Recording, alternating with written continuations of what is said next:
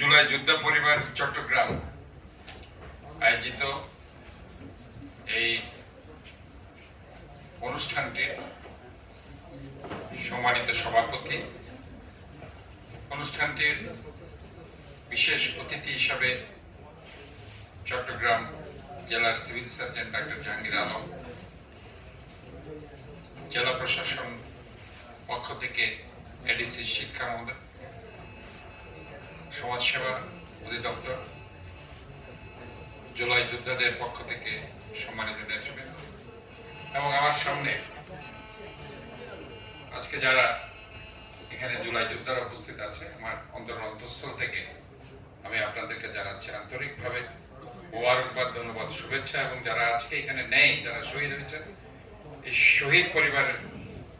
আমরা জানাচ্ছি তাদের প্রতি